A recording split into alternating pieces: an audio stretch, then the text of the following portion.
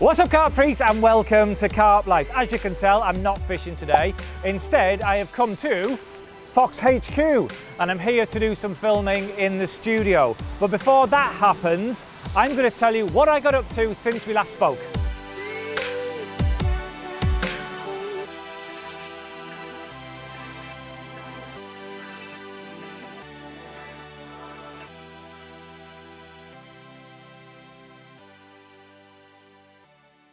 Well, before I start, I just want to say a massive thank you for all the really nice messages congratulating Judith and I on our engagement. Yeah, we were both absolutely blown away by all the messages.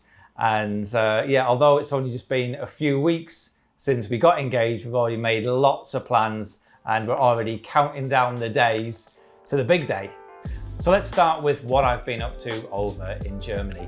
And you may remember in the last episode of Carplife, I had started to put a few sessions together over on the Highway Lake. And I was told there was some big fish in there, but I was really struggling to get amongst them. But on my last session there, I did notice a big fish sat in amongst loads and loads of little ones. So that did give me hope that the big fish were indeed there to be caught. Now, I did feel like I needed a change of tactics. So this time round, I was going in with big boilies approach, 24mm boilies, and also tiger nuts, feeding nothing smaller apart from the tiger nuts. And it definitely seemed to do the trick. On my very first session back on the Highway Lake, my first bite was a low 20-pounder, which was the biggest fish I had caught so far. Well, it's my first session back on the Highway Lake for this trip to Germany, and it's a very welcome return. Rods have only been in the water a couple of hours. I saw some fish showing down the margin, so I quickly reeled in one of the rods, flicked it down to where I'd seen the fish showing, handful of bait over the top. It was only about 15 minutes later, it rattled off, and we've got this fish. And this is probably actually the biggest fish of my little campaign so far. It's certainly not a monster by any stretch of the imagination, but it's my biggest so far, and it's getting up towards around, it's got to be close to 20 pound, this fish. So yeah, it's a step in the right direction. So I said in that little clip there that that fish was getting on for 20 pound. Well, I'd seriously underestimated that fish. It was actually 23 pound plus. So yeah, a very welcome return to that Highway Lake. Now, just a couple of days later, and I was back at the Highway Lake, and I arrived there early in the morning for a day session. But when I arrived, I just didn't really fancy it. We'd had a really harsh frost that night. It was high pressure, clear skies, no wind, and the lake just looked still and lifeless. But the weather was meant to change later that day. So instead, I decided to pre-bait a few likely looking areas around the lake and get on the road and check out a few areas of the river. Well, if you've watched previous episodes of Carplife, you'll know that that small Bavarian river has become something of an obsession of mine. It's just fishing for the uncaught and the unknown. It's such a massive buzz. And I have set myself a target this year of catching a big German river carp. Now, that small river where Judith lives holds some fantastic fish, but I don't think it holds any true monsters. But as the river winds its way down to the River Danube, it becomes a completely different animal. I mean, the Danube holds carp 50, 60 pounds. And I think that same small river, as it gets closer to the Danube, could potentially hold fish of a similar size. So last night I was checking out a few locations on Google Maps that I felt looked interesting, and today I wanted to take a close look at them. So I've just arrived at the first location, so let's go and take a look at it together. So here we are at the first bit of river I wanted to check out. This is my first glimpse of the river here too. Oh wow.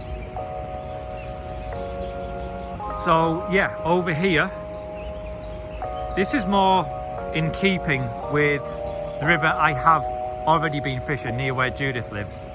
But that isn't the main river, that's just an offshoot. That's the river now. This is the same river I have been fishing, just a 20-25 minute drive away. And like I said, it's a completely different animal now. Much wider, deeper, more powerful.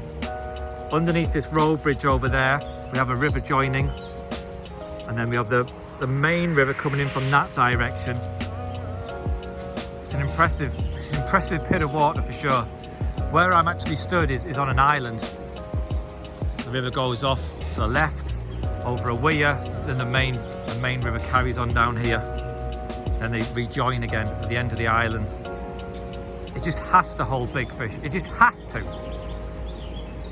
So over the course of the day, I got to check out lots of different areas on the river, and some of the stretches that looked really good on Google Maps turned out to be just as good in real life. And there's certainly lots of potential new venues for me to get my teeth stuck into while I'm over in Germany, and ones that I'm convinced have the potential to throw up something really special. So having checked out those river areas, I decided to call back in at the highway lake on my way back home. And sure enough, the weather had changed, the wind had picked up, it was a different day entirely. And I dropped into a little swim on the end of the wind. I hadn't actually seen any fish, if I'm honest, but it just looked right and felt right. So with the trap set, I decided to record a story for my Instagram page. And while I was recording that story, this happened. Well, I'm back at the lake now. I'm only here for 3 hours, so I'm just fishing with one rod over one of the areas that I pre-baited this morning. I baited several spots, but this was the one that I fancied the most. I'm only fishing about a rod length and a half from the bank. The wind's really hacking down this end of the lake. It's looking good for a bite. And if there are carp in this area, I'm sure to know about it. I'm fishing with a nice slack line. So yeah, if there's any fish moving around, I'm going to get liners or indications, or I'm going to catch one. And if I've not had any... Oh, there we go! Oh! It was a liner. I was certain that was a fish. I think it is a fish. Are we in? And we've got a nice chunky mirror in the net. That has made my day. Right, let's have a proper look at him. Well, today has been a very productive day. I found some fantastic new spots on the river. I called in at the highway lake on the way home just for a couple of hours angling, but I didn't need a couple of hours because just 5 minutes later I've gone and caught this really chunky mid-20 mirror, and I'm absolutely made up with that. I feel like I'm really starting to get to grips with this place. I feel like I'm understanding the lake better, and I do feel like with every fish I catch I get closer to one of those really big ones. So having returned to England, I was out on the bank. This time I was with Harry and Lewis, and we were doing some filming for CC More. This was down at Burfields Gold Lake, and this was a session I've been looking forward to for ages. It's so rare that Harry and Lewis and I all get to meet up together and fish together. Oh, that looks like there's been some panic. That is a state of panic. So he might not notice if we just put him back like that. Feed him the sausages while he's playing. So would you like to eat your sausage while you're playing the fish? A piece of steak that's still on the plate. Do you want me to feed that to you? Just trying to play fishing, you're just giving him a stick.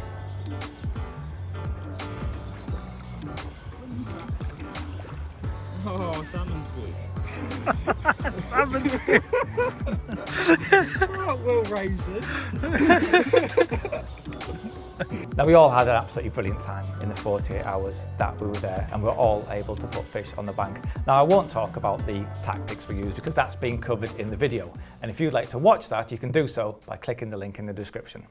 Now, when I'm not out on the bank or filming or away in Germany, my day-to-day routine is often spent down at my Wainstones fishery.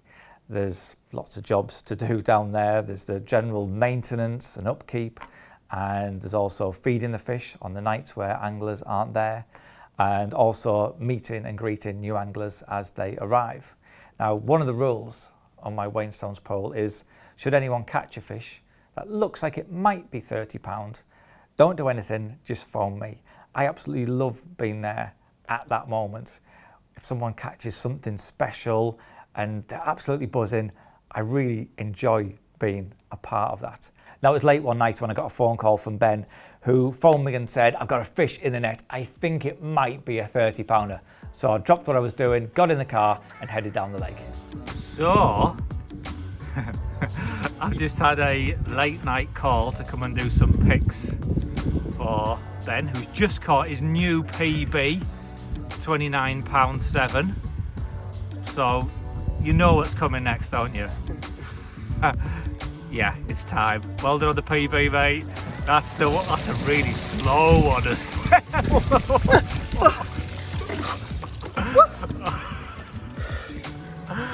well. You really dragged that one out, didn't you?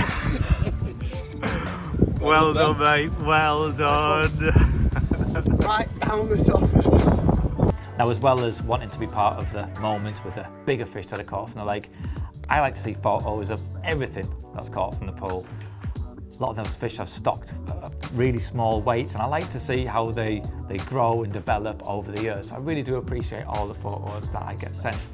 Now, here's just a small selection of what's been caught over the past few weeks. Now, if you are booked on Wainstones pool in the future, please remember to send me your photos, because I really do like to see the progress of the fish, and also you too could feature on the next episode of Carplife. Now, as well as the catches from the main Wainstones pool, here's a few catches from our newly opened wood pool. Now, when I created wood pool, I did so with the intention of it not being as challenging as our main Wainstones pool. I wanted a exclusive venue where anglers could bring their partners, their families, their children, somewhere where they could expect to get a bend in the rod, whilst also fishing for something special. So once again, it was time for me to go back to Germany, only this time Harry joins me. I did, like I'm joining you right now. Yeah, that's why he's here. So yeah, we had a trip planned to we had quite a few venues lined up for this filming session, and we decided on one that looked amazing on Google Maps. It was a 200-acre gravel pit split into 4 sections, and yeah, it looked amazing. Other than that, we didn't know much about it, other than it had some big fish in it. Yeah, we knew that the stock was low, but like there were some proper decent ones. We'd only seen one picture of a fish from this lake, so there wasn't really a lot to go on, but it did just look awesome and would be a proper challenge. Yeah. So we picked what we thought would be the best week for this session, before the fish hopefully were spawning. It was the last week in May, wasn't it? Which for over there, and it's a really big, deep lake, we were pretty sure that they wouldn't have spawned, but they should have been right on it. Yeah, well, there was no chance of them spawning because it was absolutely bolting. We all know that we've had a really rubbish spring. Like, there wasn't a spring, and then all of a sudden it was like 30 degrees, and that was exactly the same as in Germany. Yeah, their conditions were just like ours, weren't there? Any temperatures were pretty much the same over there as they were over here. It was really cold. It made it really hard work. Did it? Well, when we got there, Stefan, who had sort of arranged the venue with us, had basically said that only a handful of carp had come out this year. So instantly we're like, have we bitten off more than we can chew? And then basically I fished for about 4 hours and had a 46-pounder like straight away. I mean, what a start. 46-pounder. We didn't know what the average size was or anything. We knew there was a big fish in there. Other than that, we had no idea what the average size was. Yes. So, but then we thought it was about 46 pounds. And then basically after that, we struggled like. Yeah. So after you had that chunk, it was about 4 hours later, I caught one, which you just described as. You basically dragged in a dead body. Yeah. It's the closest carp I've caught to death, I would say. It was borderline. It looked like it didn't. There was one moment where it was in the net. I genuinely thought, is that dead? I know it sounds horrible, but not because of how it was acting. It's because of how it looked. It looked like it had been dead a week. It did. But since this filming and everything and showing the photos to Stefan, he actually sent a photo back of that fish in 2019. Yeah. And it looked exactly the same. It looked just as bad then. So there was something wrong with it, but something that wasn't affecting its general life. Yeah, it just could how still it looked. eat. There was something not right with it. I mean, its scales were falling off, its fins were falling off. It sounds horrible. I mean, we didn't really handle it much. It kind of got put back in pretty quick. But yeah, it's a character fish.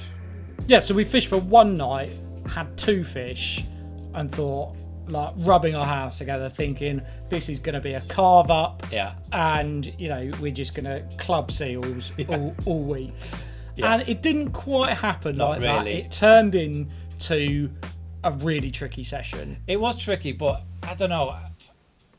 Would you have wanted it to have just been 2 or 3 fish every night? Really? Oh yeah. I'm not sure I would. I think in the sense that we did well at the start and then we got kicked in the bollocks and then managed to sort of pull it out at the end, or you managed to pull it out at the end. I mean, it was an amazing venue, 200 acres, but kind of split into 4 chunks. So you're basically trying to find fish in 4 different 50-acre lakes at the same time. Basically. Yeah, and pretty much knowing that most of the fish are only going to be in one of those lakes. Yeah.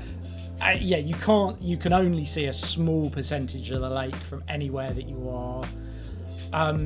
It was, I'd say that was the trickiest venue that we've ever fished on and filmed together. Oh, 100%. I can't think of anywhere harder than that. No, and I am so glad we picked that venue. I like I said, I would much prefer have been that way.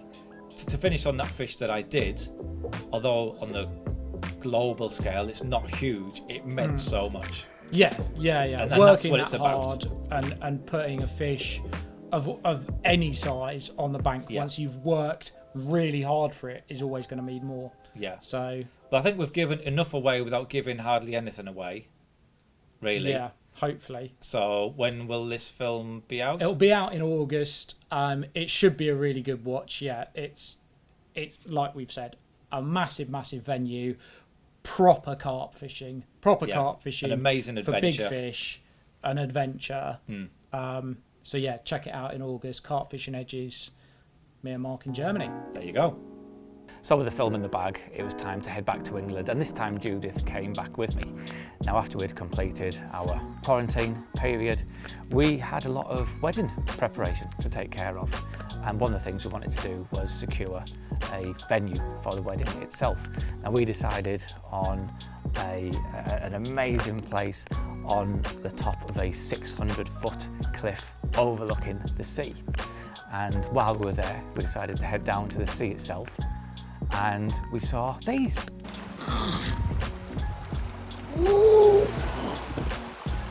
This was the first time that Judith or my girls had ever seen a seal before, except in a zoo. And this was certainly the closest I'd ever been to one. It really was so cool. It was something we never expected to see, so it really did make for a fantastic day out. I've also been spending lots of my free time with my 2 daughters, and my youngest daughter, Francesca, she has become obsessed with ponds and all the aquatic life that live within them. So we've been spending lots of time doing pond dipping, and we're quite lucky that we have a stream that runs in front of the house, and on an evening we go down there with a net and a bucket, and she's absolutely fascinated by all the aquatic life that lives within the stream.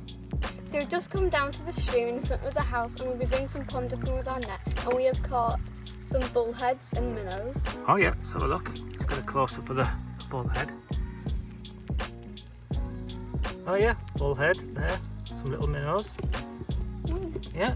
What else have you caught? We've caught some stone loach. Stone loach? Those are slippery ones, aren't they? Can you catch one of them for us? Have a look. Okay, I'm gonna try. For me to get in and have a go. We got it, yeah. Oh, there's a big stone loach. Look at that one. Oh, can you get him? Caught minnow. Minnow again. Try and get that stone loach, the big one. Oh, For me to help out? yes, please. Can't see, it's a bit of a lucky dip for me. Is he in there? Yeah. Oh, he was. What's that, another bullhead? There's that big stone loach. Great, aren't they? Yeah. So yeah, we've got lots of stone loach, lots of minnows, And some pond snail eggs. some pond snails and pond snail eggs, caddisfly larvae as well. More stone loach there. So this was actually a good trip. Yeah. Try and find some minnows, bullheads. We caught some baby Minnows. minnows as well. Yeah. So yeah, it was a good way to spend an hour, wasn't it? Yeah. Now, this is actually how I became an angler. Just like my daughter Francesca, I was fascinated by what lived in ponds and streams, and I'd go down there with a net and look at all the little fish and all the little insects.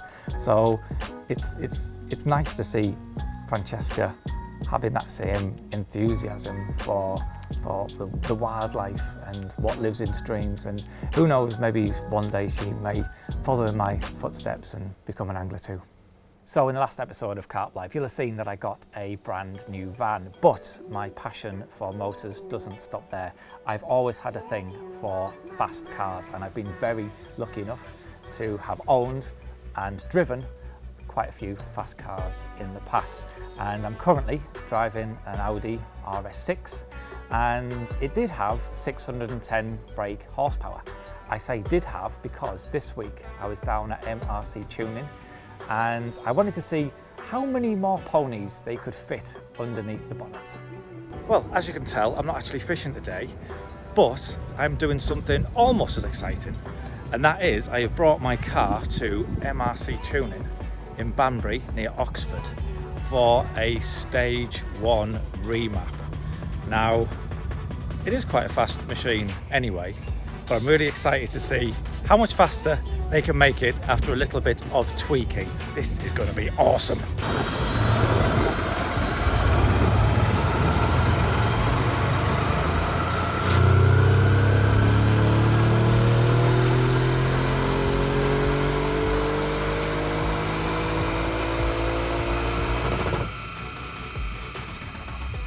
So I had this date booked in the diary for several months, and I couldn't wait. In fact, I'm not ashamed to admit I couldn't sleep properly the night before. I was so excited for this. And once I was there, the guys did an absolutely amazing job. They explained all the work they were carrying out. And at the end of the tuning, my car now has over 680 brake and an additional 200 foot-pounds of torque. So as you can imagine, the 4.5 hour drive home was quite fun. Well, it almost brings us up to date. There's just one more fishing session to tell you about, and that was just a few days ago when I was down at Westmore Farm Fishery on the new Jackie's pool. Now, this new pool opens very soon and it's available for exclusive lake bookings. The pool itself is absolutely magnificent. The owner, Lee, has put in so much work into this project, and as a fishery owner myself, I can see and appreciate just how much hard work and effort he has put in to get the pool looking as fantastic as it does in such a short space of time. Now, this session was being filmed for a new Fox series that is unlike anything else currently out there. So we film the session on the bank, and then we look back at the session and review it in the studio, which is where I am now. Now, the session itself went pretty well. I don't want to give too much away, but yeah, I was fortunate enough to catch some really nice carp. So make sure you keep your eyes peeled for that video dropping very soon. Now, since the last episode of Carp Life, I've received so many messages and photos of fish that you guys have caught on the Carp Freaks pop-ups. Now, I've received quite a few questions from people asking whether the Carp Freaks work as well in the warmer months as they do in the colder months. Well, here's a few photos to prove that yes, they do in fact work in the warmer months too. Now, there were two real standout captures for me. The first one was from Lee Mitch, who caught the awesome Camara from Ladywood Lakes at a weight of 45 pound 8 ounces. That is a huge fish for Yorkshire. The next standout capture was from Matt Watson. Now, he used the Carp Freaks on his very first trip to St John's on the Linear Complex, and he landed the amazing box common at over 47 pounds. So well done to you guys and to everyone else out there that's been catching on the Carp Freaks. Remember to keep your catch reports and photos coming in to me, and you too could feature on the next episode of Carplife. So before we go, it's time to announce the winner from last Carplife's competition and also tell you about what you can win this time. So last time I asked you to tell me what was the first item that I pulled out of my picnic basket, and the winner, who will win a weekend's fishing for 2 people on my wood pole, is Chelsea.